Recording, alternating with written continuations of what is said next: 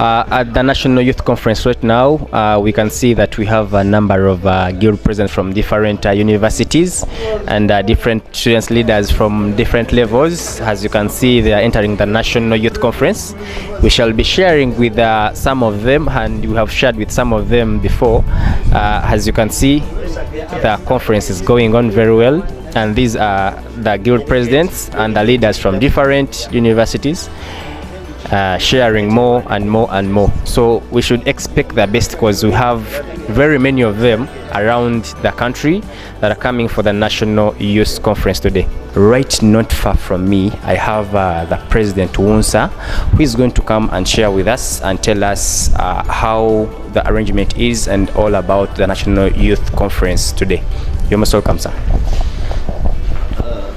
Good morning. Morning, please.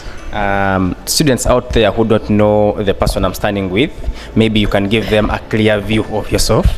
My name is Welunga Yusuf. I am the president of Uganda National Students Association, UNSA. Basically, that is me. Well, I don't know if students even know what UNSA is all about. UNSA is a students association that is responsible for all students in post-primary schools, in secondary schools, tertiary, vocational, and universities. And our operations are mandated by the Education Act of 2008 under Section 30. So UNSA basically is there to do the advocacy for the students, to lobby for the students, to represent the students to a number of government authorities, NGOs, and so on and so forth. Like, for instance, this scenario which is at Makerere today, I mean there's the ongoing strike. As UNSA, we have to intervene as mediators, and we harmonize the situation. Basically, that is what UNSA does. It's there to appreciate the problems of the students, and we present rightful authorities. A student out there might be asking him or herself, how do I become part of UNSA? How do I join UNSA? How do I become the executive or something like that? So which message would you share with them? Or every student in those schools I talked of, they are members of UNSA. Everyone in secondary is a member of UNSA, vocational, tertiary, and university.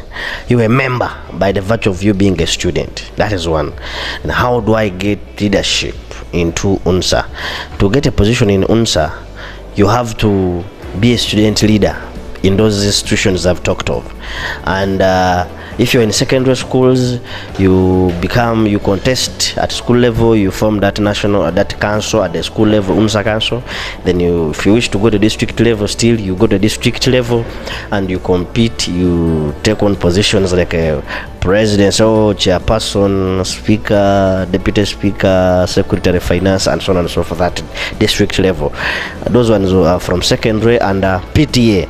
Then if you are if you wish to come to national level, you must be either guild president, either guild speaker, or either minister of gender in a guild body at the university level, at tertiary institutions, and at vocational institutions. You've contest and you are elected by the three representatives from these higher institutions of learning, and the three from every district in the country.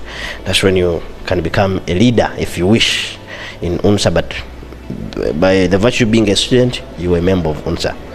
Well, this is very nice. I think someone out there, a student from any school and university, you're getting an idea of what and how you can become a member of UNSA on the executive as a leader.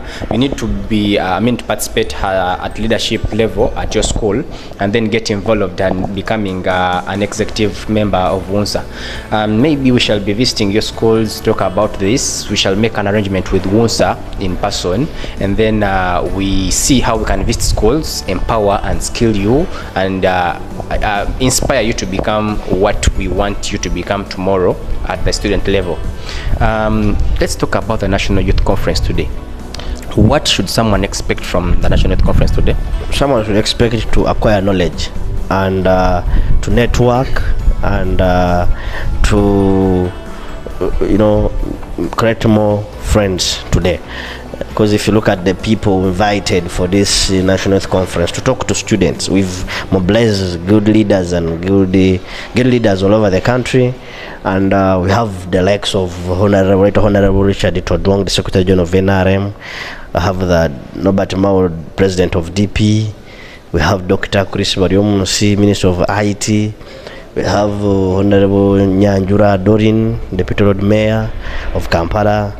We have Professor Hisali and others, because they are coming people to talk about the youth, and even the youth will have opportunity to exchange their views, because it will be like open discussion. It's not only the other side to speak, but even students leaders will have, of course, to speak their minds. So that's what they should expect. They should expect a lot.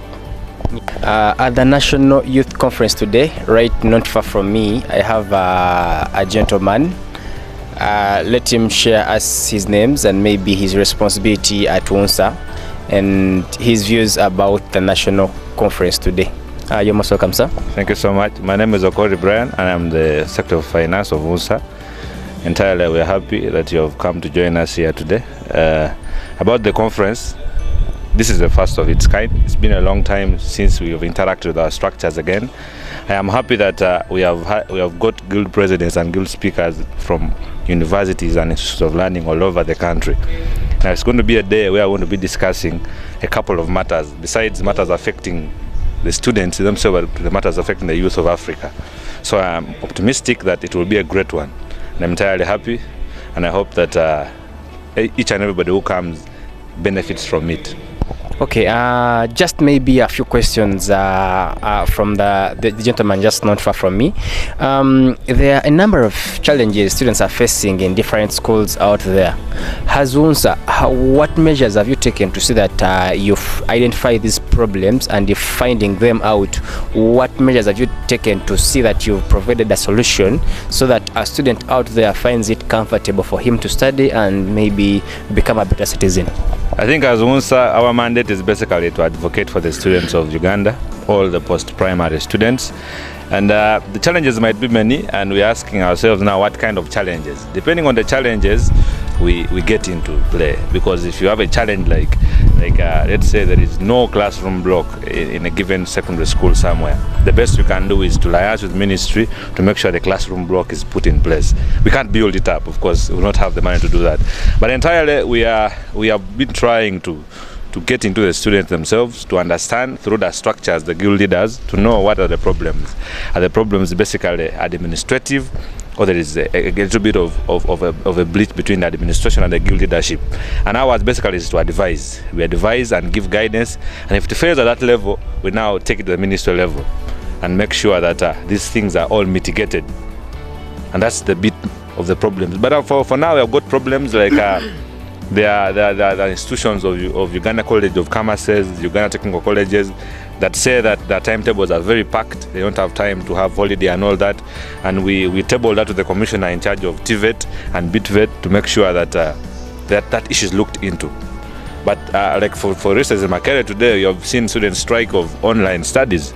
And we are saying, yeah, we as UNSA, our position is that since the economy is open, let studying be physical. Then in case you're saying that the numbers are overwhelming, then why did you admit them in the first place? You admit what your capacity can hold. So entirely the advocacy out there is that even here in Makerere where we are, we are standing with the students for saying that schools must be open and fully, and learning should be physical. And that's the bit. And elsewhere, everywhere, when there are problems, of course, the channel is very simple.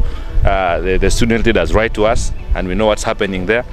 Well, sometimes it's here, so like now you've seen Makerere, the strikes are on, so you don't need to wait for them to write to you. You come and jump into the struggle and make sure that issues are had. And our executive secretary previously communicated that he's going to have a meeting with the Commission of Higher Institutions of Learning to look at what are the real problems of the students.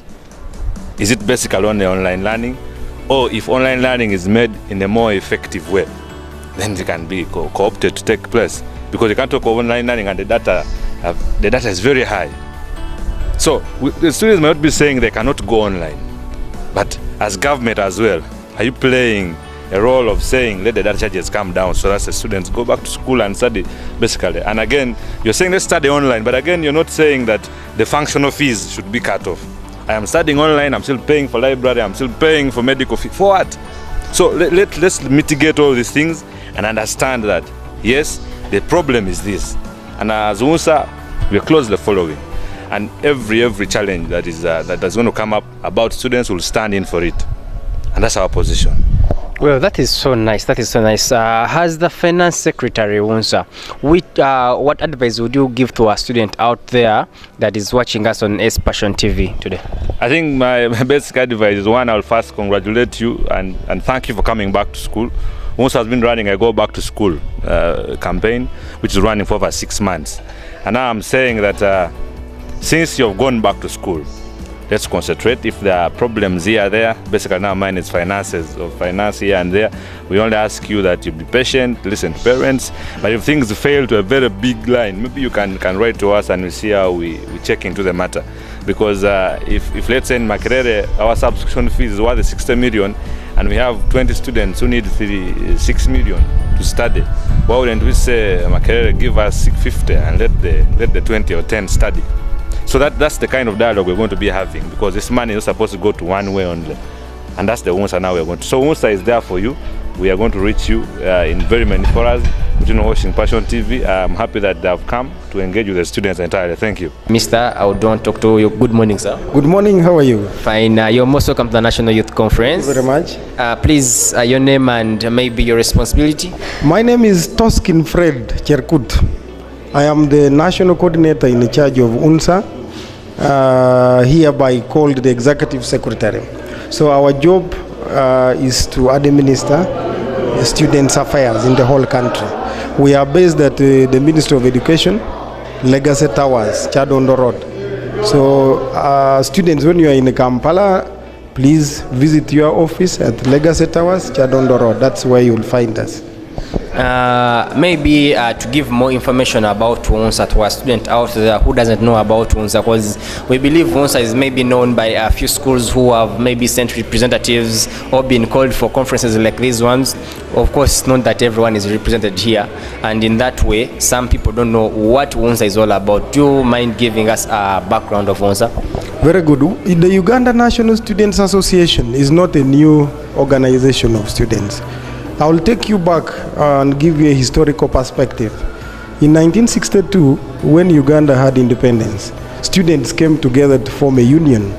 And that union was to fight for students' rights. That was basically at that time. It was called the Uganda Students Association. And its first president is the current Emory Mori of Teso, who has actually died. May his soul rest in eternal peace.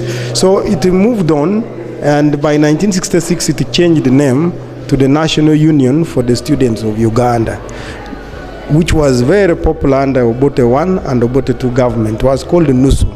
NUSU, for those of you, the parents out there who studied in the 1960s, in the 1970s, unfortunately, in 1971 to 79, banned NUSU.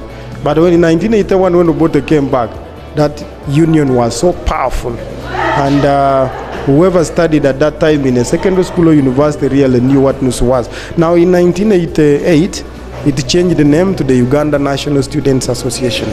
And since 1988 up to now, it has been representing students' views and opinions in governance and in institutions and in schools and colleges. So it's also recognized by the government and as well as the education system, because it appears as a legal entity in the Education Act of 2008. So that's where we derive our mandate to operate in all schools, in all institutions of higher learning and in the universities.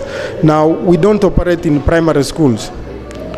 We operate from secondary schools onwards. So we call it secondary schools and post-secondary.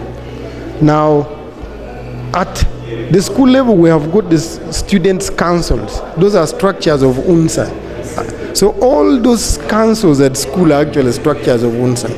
And at the school, we have got an executive of 11 members, headed by a chairman and a vice, and then Then at the district level, each school usually sends 3 representatives who meet to elect a district council. So every district in Uganda has got a district students council, which is the structure of UNSA at that district. Now, beyond the district, we have got guild governments in the institutions and in universities. Those are the structures of UNSA. That's why here today we have invited all the guild presidents and all the speakers to try to look into issues that affect the students and probably propose solutions for urgent action by the powers that be at institutional level or at the government. We also coordinate matters that affect students at ministry level. For instance, on policy matters. Right now, there is an education policy review commission getting out, and they will eventually come to us to ask us whether the current education is relevant or not relevant, and what are our views. That's what we do. So in terms of policy, we represent the students.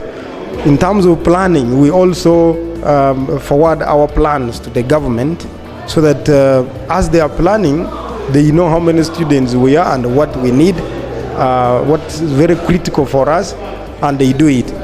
So at the level of representation in parliament, we have got our members of the youth in the parliament. They come through our structures. We elect them, the 5 members of the youth in parliament representing the regions. We are actually involved in electing them. We also elect the National Youth Council, which is based at Ntinda. And then at international level, we represent students of Uganda in all forums that deal with the students at international level. For instance, the East African Students Union. Actually, our people here are so much involved. Then we have the All Africa Students Union. Then we have got the Commonwealth Students Union. We are very, very active. And that's exactly what we do. We also do some interventions. For instance, if students have gone on a strike, we rush and then try to make them compromise with the administration, so that at the end of it all, each party wins. And we don't condone strikes, we condemn them. And our job is to promote the understanding between students and the administration, so that we move on and build our country. That is Uganda National Students Association. Let me talk about the strikes, on that line of strikes. Yes. The current strikes at Makerere, the guild president and maybe the council, which measures has UNSA taken to see that there is a solution that has come out? We have written to the Vice Chancellor requesting for a meeting between us and the Students' Council at the university, hereby called the guild, and also on their part, their negotiator, so that we sit on a round table and we see what grievances the students have. If they are genuine, they should be addressed. If they are not genuine, then we shall understand from there, and then our students also at the university should be able to understand that making weird demands may not necessarily lead them to the success or to where they want to be. So it's all about compromise. We have written to them, they have not yet replied, and we are waiting. If we have sent our president here to find out whether they have fixed a meeting for us so that we can sit and discuss. Round table discussion. Usually students go on strike when no one is listening to them.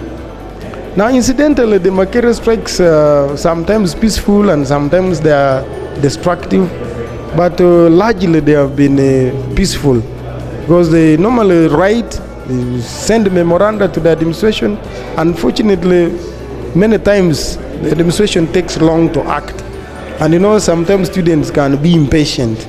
That's why you find they have moved a step ahead. But we are going to have a discussion and then get back to the public.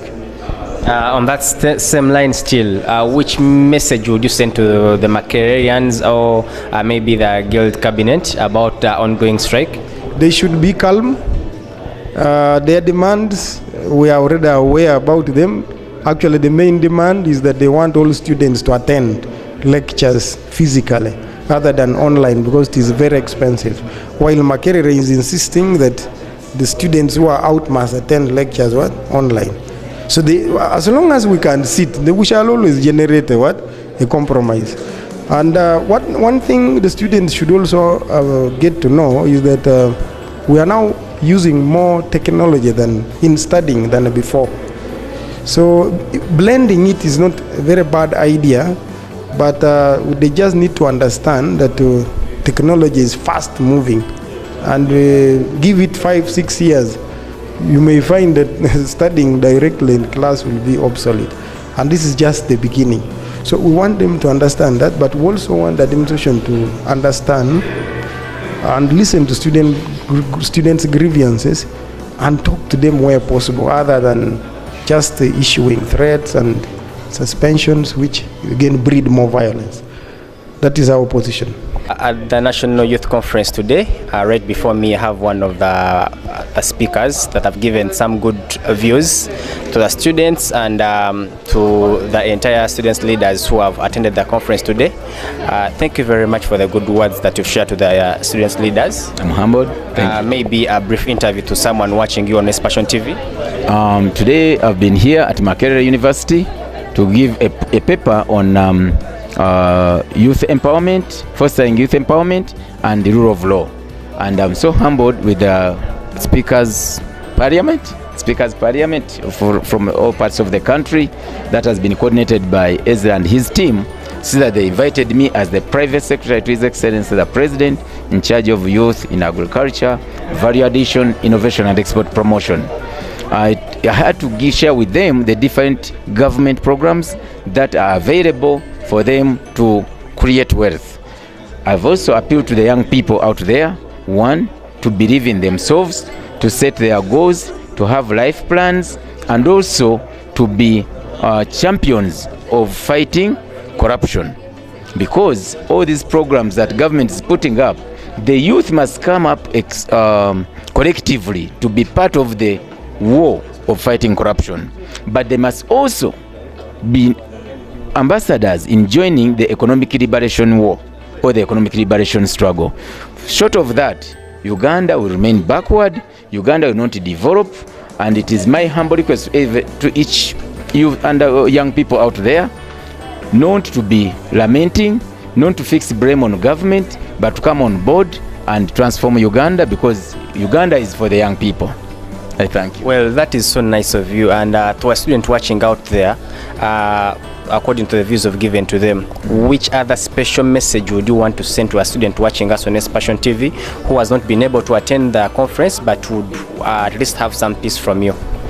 My appeal to all students at university: use the different university forums and chapters, be organized, have conferences, deliberate, create innovation clubs, and come to us as government to see that we guide you on how you can grow your dreams. You have so many wonderful dreams, you have so many wonderful research out there in universities, but you sit on it and don't come to government to support you. There are so many programs under government where we support youth in science, youth in value addition, youth in agriculture, youth in microfinance, youth in entrepreneurship. So we are ready to link you to the different government programs. Okay, according to all what you've said, I know a student out there is asking him or herself, like, they've talked about wealth, how to gain and to do what and what. How best can they access this? Which office can they reach out, or which other means can they make it easy to access? There are so many different offices, like Ministry of Youth and Gender, Ministry of Microfinance, State House, where I work under His Excellency the President. But we just need to first of all get organized. Then you come to the different offices. Me, I'm here as the private sector in charge of youth. I can guide each and every person to the appropriate area where he or she can be helped and supported. Okay, thank you very much. It's nice having you on Passion TV. Next, not far from me, I have the smartest gentleman, I think, not far from me, and from one of the big universities in the country, that is Uganda Matters University. Let us talk to him and we see what he has to share with us at the National Youth Conference today. You're most welcome, sir. You look too smart today. Thank you. I think I look smart enough, not maybe too smart. Okay, and your name, please, so that anyone out there should know or maybe meet you some other time. Yes. Good morning, everyone. My name is Sache Cassius David, and I am the Guild President of Uganda Matters University. I think a student out there must be admiring or having now passion to become a guild president just by the look of the guild president right next to me here. Please, what do you expect from the National Youth Conference today? You expect a lot, but I think one of the fundamentals as a platform, you need to make sure you give the youth a voice. You need to give youth a platform whereby they can air out what they think, because you have to look at the country they're in. Uganda is a very young nation, so these platforms where the youth have a chance to share, to deliberate, to have discourse, to engage with people that they want to hopefully be close to in the future. It is very important to have such platforms. So I feel I'm very happy that UNSA organized something like this, and I would ask that if you're youth out there, you don't have to be guild, you don't have to be a speaker, you don't have to be part of UNSA, but if you're youth and you want to take charge, you want to take course in the progress of this country, you need to endorse certain activities like this. So when the National Youth Conference happens, it's paramount that we need to take part. And I feel like as if one of the fundamentals as the youth is that we need to start acting on this nation rather than just being passive viewers. We need to be actors. And how can we do that? Number one, come for conferences like this where you can get detail, you can get information, you can network, you can do all these things. Yeah. So if to encompass everything, I'm expecting us to have a platform where the youth are going to do all those three things in a short period of time, and hopefully, it's a foundation for something even bigger. If you've started attending this youth conference, maybe you may be invited for others, and it's important as a youth also to not only just have a small circle of friends, but have a network that can maybe benefit you in the future. So it's also important to have such events like that. Which other message would you want to share with a student out there watching on Passion TV to inspire them become guild presidents tomorrow as well? I can give you maybe some piece of maybe advice.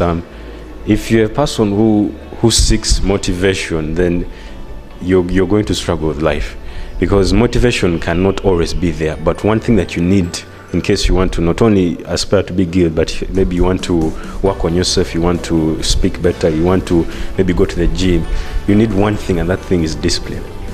You need to have to make sure that you are caged you are angled in a way that you can focus on something, you can attain it, and you are diligent enough. You always, no matter what happens, you're always focused. You always know that the end goal, that I am going to read this book because I know that after this book I'll have this knowledge, I'll be able to speak better. If I want to go to the gym, I have to make sure that I go this time, despite people are sleeping, everything, I have to go there. So discipline is a must. And then also for the youth, let us step out of the comfort zones. The smartphones have made us very comfortable with life. So I ask that if you want to be a better place in life, number one, arm yourself with enough knowledge. Do you know how the system works? Do you know how the government works? Do you know how life generally works? And how do you do that? Explore more, read more, travel more, make more friends, and friends that benefit you. There's no script on how to live life, but one of the best pieces of advice I can give you is that try always to know a lot more, because there's this nice saying that what you don't know is more important than what you know.